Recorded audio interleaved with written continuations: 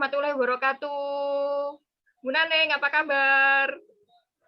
Baik, baik. Alhamdulillah. Bu Novi, apa kabar? Alhamdulillah sehat juga, lama tidak berjumpa.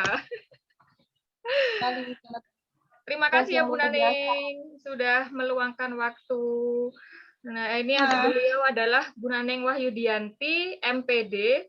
Beliau adalah guru IPS tahun pelajaran 2020-2023 ini mengajar IPS kelas 9 dan juga merangkap sebagai guru BP, guru BK ya, untuk putra maupun putri. Bu Naneng, ada hal yang ingin saya tanyakan berkaitan dengan tugas wawancara terhadap guru BK. Langsung saja Bu Naneng, jadi ini sebagai tugas untuk menyelesaikan eksplorasi penyebab masalah yang terjadi di sekolah kita. Jadi yang pertama, menurut pandangan Bu Naneng, faktor apa yang mempengaruhi atau yang menyebabkan motivasi belajar siswa kita itu masih rendah? Ya, sebenarnya banyak faktor ya. Cuman mungkin kalau kita lihat di sekolah kita, salah satunya adalah minat baca ya. Minat baca siswa kita itu kayaknya kecil banget. Karena memang ini tidak murni dari kesalahan mereka juga. Karena memang media pembelajaran khusus untuk literasi itu terbatas. Itu mungkin salah satu dari sekian banyak masalah yang bisa kita ambil. Kalau misalkan fasilitas sekolah atau misalkan metode pembelajaran guru bisa mempengaruhi minat belajar siswa apa tidak, Bu Naneng? Ya, bisa jadi juga karena metode itu kan penting. Metode pembelajaran ya, Bu Naneng. Kalau fasilitas sekolah? Nah, iya, kita sepandai apapun kita ketika sarana dan prasarana tidak mendukung kita, ya kita juga jadi. Berarti sarana dan prasarana. Berarti sarana dan prasarana. Berarti saya ulangi, berarti menurut Bu Naneng yang mempengaruhi minat belajar siswa itu yang pertama adalah minat baca siswa atau literasi siswa yang masih rendah. Kemudian yang kedua, media atau literatur itu terbatas ya. Kemudian yang ketiga, metode pembelajaran guru dan juga fasilitas atau sarana prasarana sekolah yang kurang memadai. Kemudian untuk yang kedua, menurut pandangan Bu Naneng, faktor apa yang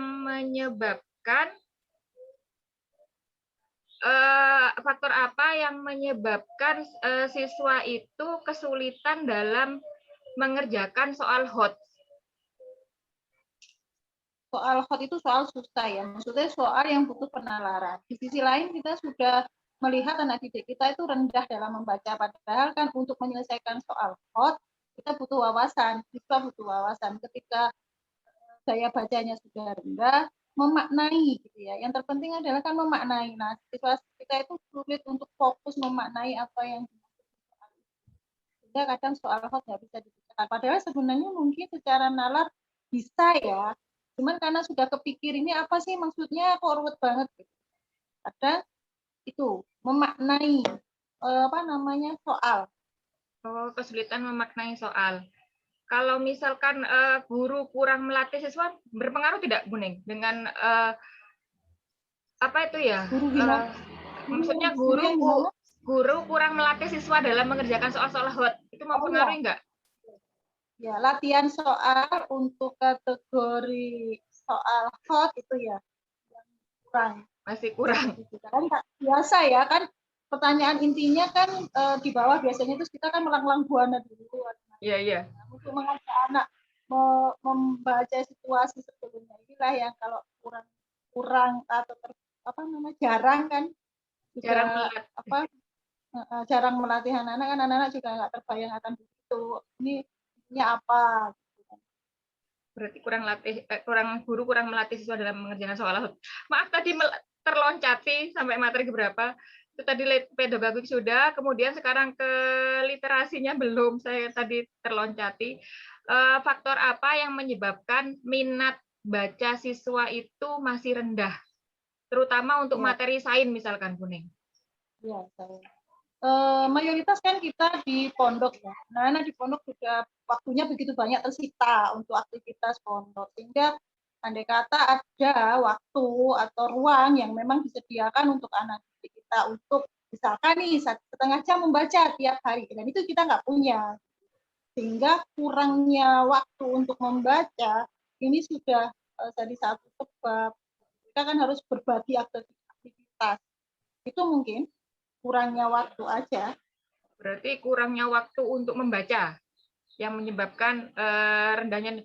Kalau misalkan penting nggak sih Bu Neng sarana atau fasilitas perpustakaan ada di sekolah Bu Neng untuk meningkatkan minat Penting baca? banget. Mungkin gini ya, kalau kita ngomongin bahasa perpus itu kayaknya banyak gitu ya, buku-buku harus tertumpuk di situ. Padahal untuk literasi sendiri gitu ya, ketika sudah gaungnya itu seperti itu, sebenarnya nggak terfokus kepada banyaknya buku ya sebenarnya, tapi adalah bagaimana setiap waktu gitu ya, berapa menit aja, tapi itu kondisinya adalah apa namanya istiqomah gitu ya. Tidak harus banyak buku pun begitu ya. Mungkin hanya anak per anak yang punya buku terus kemudian mereka saling berbagi gitu loh. Kita kan nggak kebayang kalau perpustakaan harus hanya banyaknya seperti itu. Kita mungkin nggak bisa menyediakan itu. Tapi bukan berarti kan kita nggak bisa menyuruh anak-anak kita untuk tetap membaca gitu. Jadi metodenya ketika tidak ada perpus pun gitu ya. Kalau metode yang dipakai itu tujuannya agar anak-anak bisa membaca, sebenarnya bisa aja.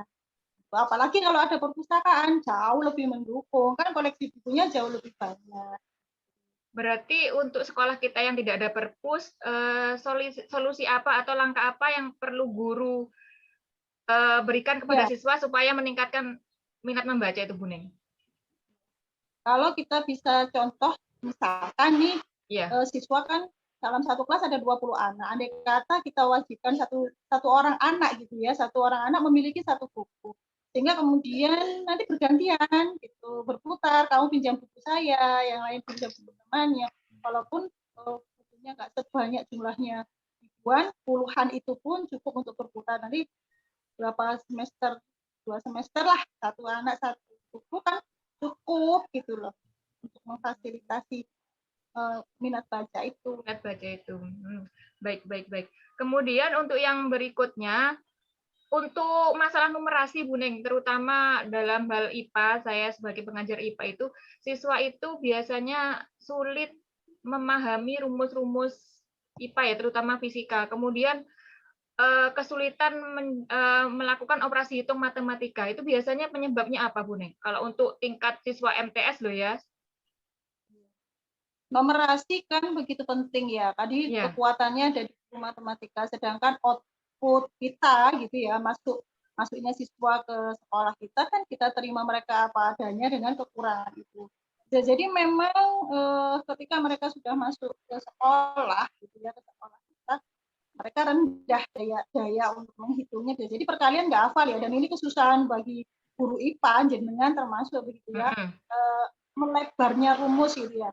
Kan kalau di matematika ada perkalian gitu, sedangkan kalau di IPA itu juga ada perkalian yang nanti mungkin juga akan berkolaborasi dengan merubah satuan, merubah nilai. Sehingga kebayang nggak kalau Iya. di numerasi aja mereka nggak paham bagaimana kemudian mengajarkan ketika mengajarkan rumus, sedangkan rumus itu ketika ditanyai satu rumus yang diketahui sudah diubah dibalik itu ya, mereka juga akan kebayang ribet. Makanya itu apa ya, output mereka sudah seperti itu, dan daya untuk apa namanya belajar perkalian juga rendah. Memang sudah dari awal. Makanya kan proses mengaruhi input kita ya, input kita yang sudah rendah ya. Sehingga output ya, masuknya yang ke kita. Masuk ke kita input ya. Jadi mereka rendah, kemudian kemampuan operasi hitung mereka dari sekolah dasar itu kurang kuat istilahnya Ibu Neng, sehingga di bawah MTS berkelanjutan gitu. Bahkan untuk berbagi pengalaman, kadang anak-anak itu tanda per itu tidak paham, per itu artinya diapakan, dibagi, dikali. Nah itu biasanya pengalaman. Kemudian kenapa? Dulu dengan iya, dengan hitung-hitungan. Yang susah ya. Soalnya tugasnya jenengan bagaimana menarik cara berarti penting juga metode dan kreativitas guru ya Bu Naning ya dalam mengajar itu supaya siswa itu lebih mudah memahaminya. Kemudian untuk berikutnya yang ingin saya tanyakan adalah saya rencananya kan PPL itu memilih kelas 8E Nah, saya kan waktu kelas 7 tidak pernah mengajar mereka kan, yang mengajar adalah guru yang lain, sehingga saya cari-cari informasi kepada guru matematika Bu Susi, kemudian kepada Bu Uma. Ternyata dulu waktu kelas 7 dan sekarang anaknya sudah kelas 8, itu ada salah satu siswi di kelas 8E itu, anaknya itu yang tidur. Masuk kelas tidur. Jadi guru itu harus jeli karena dia akan tertidur dan sulit sekali untuk melek. Tetapi katanya Bu Susi pernah suatu saat disuruh bercerita, dia semangat, dia cerita bahkan sampai jam pelajarannya Bu Susi habis dia tuh cerita. Dan menurut Bu Uma, dia itu hasil belajarnya pun tidak jelek kalau dibandingkan dengan siswi yang ikut pembelajaran, cuma dia banyak ngomong tidak terarah, ternyata lebih bagusan dia yang tidur gitu loh. Kira-kira faktor apa yang menyebabkan siswa itu sulit mengikuti pembelajaran karena tidur itu, Bu Neng? Tapi dia bisa gitu. Sebenarnya inilah kekuatan kita ya, kekuatan anak didik kita itu di sana. Karena mereka sebagian aktivitasnya di pondok. Jadi kalau di pondok itu sudah aktivitas rutinan mereka nggak sama dengan anak-anak di kampung. Jadi tertata gitu ya, bahkan tidur mereka malam. Sehingga rasa kantuk itu terbawa ke sekolah. Bukan berarti sebenarnya mereka ketika ngantuk mereka nggak belajar. Jangan-jangan semalam mereka sudah belajar sehingga rasa kantuk itu terbawa gara juga belajar gitu. Makanya kan tidak jaminan juga ketika anak-anak kita itu bukan berarti mereka nggak bisa. Mungkin saja ketika prolog gitu ya, prolog awal menabobokkan mereka akhirnya keterusan gitu. Makanya kan betul ya, ada cara atau motivasi bagaimana memprologi gitu ya agar mereka itu semangat gitu, bahkan memancing mereka bercerita. Itu sebenarnya kekuatan bagi kita untuk menunjuk gitu ya. Ayo kamu coba cerita gitu. Makanya kalau namanya di Anissa, seperti itu, ya. Anissa itu sebenarnya bukan berarti nggak bisa gitu ya. Dia cuma ini aja kepayahan aja, payah gitu ya. Karena memang mungkin belum makan atau juga makan tapi kekenyangan juga. Dan itu akhirnya terbawa sampai. Oh iya Bu, bukan berarti. Bu Naneng ngajar ke Anissa berarti ya Bu Naneng. Berarti paham ya, tahu ya Anissa ya. Oh memang seperti itu. Bahkan ya kemampuannya untuk ketika kita menanyakan kenapa kamu tidur gitu, jawabannya itu sederhana. Kenapa Bu Guru hanya melihat saya yang tidur padahal semuanya juga tidur? Hanya saya paling sering gitu. Terus dia akhirnya nggak terima. Saya meskipun sering kalau saya dibangunin ya saya bangun gitu. Maksudnya ketika saya dimotivasi untuk ikut pelajarannya ibu, terus kemudian ibu mampu tidak membuat saya tidur, saya juga bisa. Gitu. Sebenarnya dia mau kita bagaimana menghilangkan rasa kantuk itu. Gitu. Makanya sesekali saya suruh ke kantor ngambil sesuatu untuk saluran peredaran darahnya biar lancar ya. Mungkin ada tidak bergerak dalam peredaran tubuhnya. Berarti caranya untuk satu siswi itu hanyalah satu tahap persepsi kita ya, memberi motivasinya yang kuat, kemudian memberi pembelajaran yang memang benar-benar membuat dia tertarik ya Bu Naneng ya. Berarti dia sebenarnya bukan siswa berkebutuhan khusus kan Bu Naneng, bukan ya? Bukan, dia kalau nggak tidur bahkan dia akan banyak berkomunikasi, banyak bertanya. Oh. Bahkan dia ketika dia melakukan kesalahan, ketika temannya juga melakukan kesalahan, terus kalau hanya dia yang terekspos, dia akan pasti protes. Berarti kan ada kepekaan ya dari dia. Cuma itu tadi, ketika dia tidur, dia memang butuh untuk dibangunkan gitu. Nggak masalah bagi dia ketika dia tidur dibangunkan itu, ya nggak masalah. Ya. Oh, tambah informasi buat saya untuk PPL nanti. Kemudian tadi nomor 4 sudah terloncati tentang hot. Kemudian sekarang kelima, kita, saya juga ya, terutama saya itu adalah guru-guru yang belum memanfaatkan model-model pembelajaran inovatif. Kira-kira faktor apa sih yang menyebabkan guru-guru itu belum memanfaatkan model-model pembelajaran inovatif, terutama untuk saya atau guru-guru lain di sekolah kita, Bu Naneng? Model pembelajaran apa? Kreatif ya? Inovatif. Model pembelajaran inovatif ya. Sebenarnya ya. Kita itu sebenarnya senang ketika anak didik kita itu juga senang gitu ya, melihat kita punya model pembelajaran yang tidak membingungkan. Iya. Cuman memang kembali lagi kepada sarana dan prasarana yang kita miliki. Itu yang pertama. Yang kedua mungkin kemampuan IT kita, gitu ya, kemampuan dari seorang guru juga yang kemudian tidak punya banyak kemampuan, ya, ngerti tentang IT ini mau dibuat seperti apa. Di sarana udah nggak ada, terus kitanya juga nggak mau belajar juga, gitu ya, karena merasa mungkin kita udah jadul, biarin aja sih dengan pembelajaran jadul mungkin ya juga. Anak-anak yang kita ajar bukan anak-anak jadul, mereka adalah anak-anak milenial, sehingga mereka lebih peka kepada kita kalau kita ngomongin teknologi. Kemampuan teknologi tetap harus kita pelajari walaupun kita guru jadul. Agak usianya udah agak tua kayak saya termasuk. Iya. Itu ya. Jadi dari sarana kemampuan IT, rasa ini juga, rasa tidak mau membuka diri juga. Kita merasa tidak membuka diri, kita mencukupkan diri sudah, nggak mau menerima. Inovatif seperti itu kan emang udah lama dipakai, kita udah tahu itu, tapi kita nggak membuka diri, nggak mau belajar itu, gitu. Ya, nggak mau. Ini sebenarnya ketika nggak dipakai secara IT, misalkan kita pakai pembelajaran yang lebih menarik, misalkan dengan media yang seadanya, kan bisa sebenarnya. Untuk inovatif kan tidak harus mengandalkan kecanggihan teknologi, gitu ya, tapi kemampuan juga tangan-tangan kita menggunting, menempel, itu kan juga bisa. Dan kita membuka diri untuk itu, mencukupkan diri cukup sebatas, yalah ini aja lah cukup. Ya. Kadang kalau saya sendiri itu Bu Naneng, yang malas kadang untuk mempersiapkan. Kita kan kalau menggunakan model pembelajaran tertentu harus dari rumah itu persiapannya banyak ya, membuat LKPD, materi ajar, media, itu biasanya yang bikin kita, ya, membuat kita itu, enak ceramah mas, nggak usah effort dari rumah itu nggak usah, menurut saya gitu ya. Ribet dulu. Iya ribet dulu. Oh, iya. Kemudian mungkin kurangnya ya Bu Ning, pengetahuan kita ya, model pembelajaran inovatif itu apa saja sih macamnya, sintaksnya apa saja, mungkin itu ya Bu Naning ya. Kita tahu, mungkin yang sudah kita praktekkan itu udah masuk kepada inovatif, tapi ini namanya apa? Kadang kita juga nggak ngerti. Bener. Iya. Oke, untuk pembelajaran inovatif sekarang tinggal satu itu pertanyaannya, apa yang menyebabkan guru tidak pernah menggunakan IT selama pembelajaran? Terutama saya dalam pembelajaran, saya rencananya mau mengajar materi gerak lurus. Jujur saya tidak pernah menggunakan IT dalam pembelajaran gerak lurus ini. Kira-kira penyebabnya apa Bu Naneng? Ya, sama ya kayak tadi ya, ketidakmampuan kita. Atau yang kedua, selain ketidakmampuan kita, yang kedua, kita nggak punya tempat yang bisa langsung standby pakai.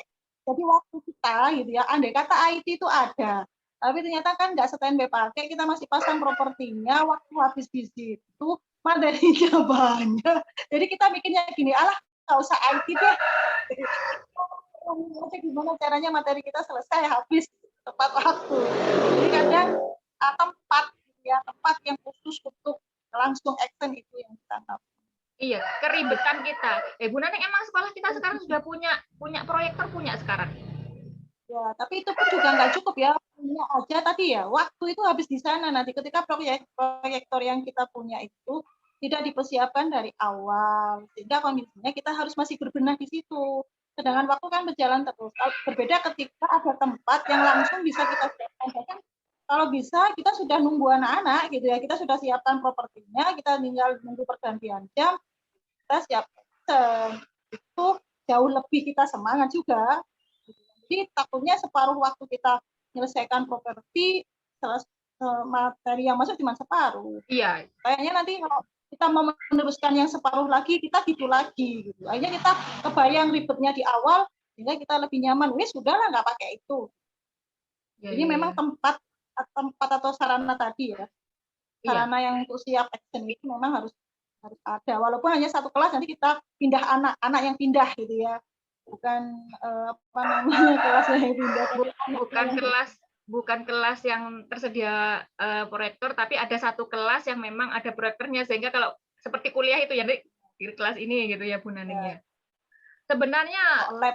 iya, kalau misalkan di sekolah lain pasti mungkin bisa, misalkan sekolahnya tidak ada proyektornya misalkan, tapi siswanya itu boleh menggunakan HP. Sebenarnya itu kan bisa ya Bu Boleh. Naneng, jadi Ya, enak itu. ya enak itu ya. Ya. Cuma kan kita keterbatasan juga karena siswa tidak diperbolehkan menggunakan HP. Kemudian selain itu menurut saya, nggak tahu menurut Bu Naneng gimana. Kan sekolah kita itu sebenarnya laptopnya banyak ya Bu Naneng.